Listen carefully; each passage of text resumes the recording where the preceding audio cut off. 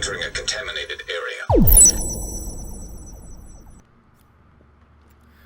Hey, what is up, everyone? The LDB is back at it again, coming at you today with my Alpha-Shee build, and it is pretty nice, not too bad. I really enjoy this hybrid. I'm going to try to be doing a couple more as well in the future here. So if you enjoyed these videos and find them helpful at all, smash that like button, subscribe for future content, especially if you're new to the channel, and drop a comment down there. Let me know if you have something like this going and how it's working for you. So other than that, let's get into the build.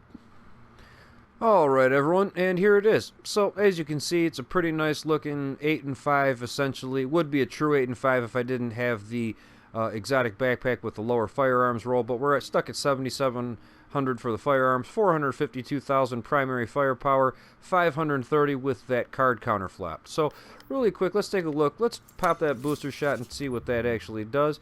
588,000 firepower, and on the character sheet that equals out to 30,300 per bullet before responsive, unforgiving, anything like that kicks in. So we're doing pretty good as far as weapon damage goes.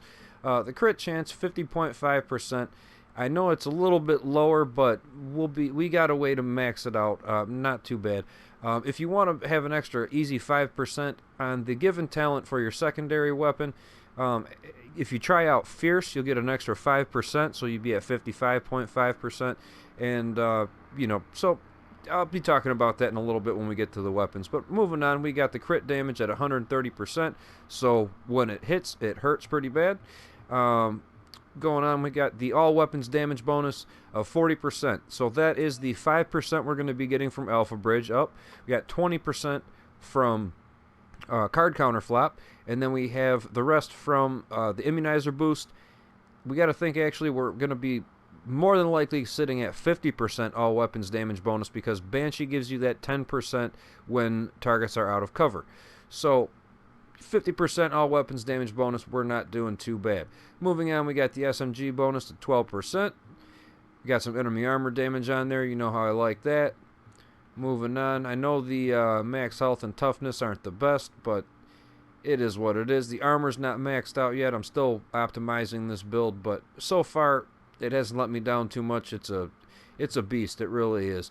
All damage resilience is 7.5%. We got bleed resistance, we have burn resistance, disorient, and shock resistance. So we got the majority of them all covered, the ones that I worry about at least. So that's the character sheet there. Let's take a look at my skills and talents really fast, get that out of the way. I'm running a booster shot, pretty straightforward, temporarily increases damage and damage resistance. The damage increase is always a good thing, but that damage resistance is also great for high DPS builds that have lower stamina. So don't forget about that second part on the booster shot. You could always go with the pulse to max out your crit chance and damage if you wanted to, or put it up a little bit higher, or using a shock turret. This is I've mentioned this in other builds. This is awesome because if you can get them to stand still for just a couple seconds, they're gonna go down. I mean, 9 times out of 10, honestly, if you can make them stand still, it's not good for them at all. But I like to reserve my skills more for the heals, which is why I am going to be using the immunizer, mainly to combat the pred bleed. Preds are all over the place lately. I don't know what's going on this week, but either way, I've been getting a lot of pred bleeds, and if you have lower stamina, you know, just a few ticks can take you out. So definitely run with something like this. I really recommend this, and you can always pop it and get a little bit of health back, as well as it keeps you safe from shock turrets and flame turrets. So moving on, I have the recovery link going just because I'm mainly running solo, so a second life is always a good thing. The talents that I have on are Adrenaline. Medkit gives you 7 seconds of immunity from status effects, so that kind of backs up the immunizer box. We have Critical Save. Use a medkit during low health to increase damage resistance by 20%. We have Precision on, so headshot a hostile to pulse them for 10 seconds. So my base pulse is 8.5% crit chance and damage, so that 50.5 plus 8.5 would be at about 59% crit chance if I hit you in the face. So we're not doing too bad there. That's why I usually run that instead of the pulse. Don't run them at the same time. Precision and a pulse do not stack because it's both giving the pulse effect. So whichever is stronger, that's what it's going to give you. But either way, moving on to on the move, kill a hostile while moving to reduce incoming damage by 15% for 10 seconds. So pretty straightforward there, nothing nuts about that. We got the weapons here. Let's take a look at those, see what I got going here. We have the house for my primary that I'm going to be using. It's all maxed out. We got deadly, responsive, card counter, and unforgiving. And this is what I was talking about with the given talent. If you have another weapon for your secondary that you can swap and put for fierce, try it out. Just try it out. Getting that extra 5% crit hit chance definitely makes a difference during your burst damage. But as far as longevity goes, I like unforgiving, because when you get into that last health segment, you're 25% up, and that in a pinch can really make or break a fight, in my opinion. So that's what I'm running with. You can try whatever you want. Again, don't overlook fierce to get your crit chance up a little bit higher if you want. But that's that. Let's move on to the mods that I got here. Got the magazine with a big mag, crit chance, and rate of fire. The optics are crit damage, accuracy, and crit chance. The muzzle is crit damage, accuracy, crit chance. And the underbarrel is crit damage, stability, and optimal range. Now, my secondary weapon, this is kind of like a backup. I don't really use this all that much. It's not maxed out or anything like that. I mainly have it just because it has predatory on it, and then unforgiving for that given talent. So it still packs a punch with that deadly unforgiving combo, but I mainly use it for predatory in case you get low, take out an NPC near you, or if you have to swap weapons instead of reload, put the final bullets on someone, get predatory to proc, and that way you get some kind of a health regen. That'll definitely help you out. So moving on, let's take a look at the actual gear pieces individually. Well, first we should probably see what we're actually going to be getting from Alpha-Bridge. The 2-piece gives you that 100% health regen, the 3-piece gives you that 5% weapon damage bonus, and then the 4-piece gives you the talent Alpha-Bridge.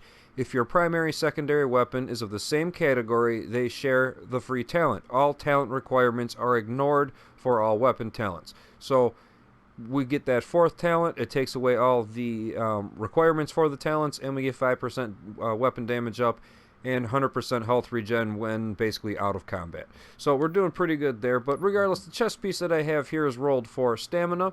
It has enemy armor damage, health, and ammo capacity, and it has 2 firearms with crit chance mods on there. Now we're moving on to the Banshee mask here. It is rolled for firearms, it has crit chance and burn resistance, and it has a firearms with crit chance mod on there. Now let's take a look at what we're going to be getting from Banshee really fast. We're getting some DZ looted funds, 20% up, so if you're going in the DZ with this, you know, that'll help you out a little bit, as well as the set 3 bonus, 10% damage to targets out of cover. So again, when I was looking at the character sheet and it said 40% damage bonus, it should be 50. This just doesn't take into account because we weren't in combat and we weren't shooting at somebody. So, but either way, it will come up and it will work out pretty nice for you. So, moving along, we have the knee pads here rolled for stamina. They have crit damage, bleed resistance, disorient, and shock resistance on there.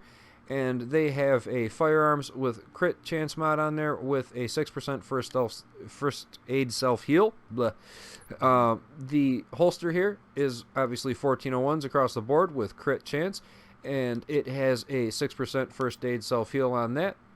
The gloves rolled for firearms with crit chance damage and SMG damage on there, so we're doing nice on the gloves.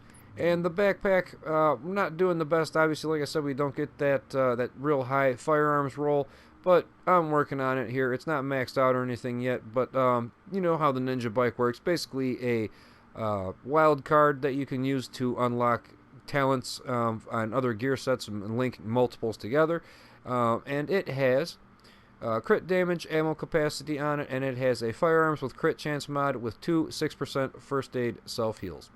So that's about that, guys. I mean, hopefully you enjoyed this video. Hopefully it helped you out, maybe kind of put you on, you know, to where you might want to be making a build like this yourself. I am going to be doing some other hybrid builds in the future. I want to put some kind of a hexo build together, but I've been messing around with a few, and I just can't get anything perfect yet. But, you know, time will tell. You know, I'm sure we'll come up with something nice. So either way, if you enjoyed this video or found it helpful, definitely smash that like button. Subscribe for future content if you're new to the channel. It really does help the channel out a lot. And drop a comment down there. Let me know how you're running Alpha-Shee in 1.8.3. If you're going 8 and 5, or more 7 and 6, more conservative, anything like that, I'd be interested. So, other than that, guys, I will talk to you next time. Take it easy.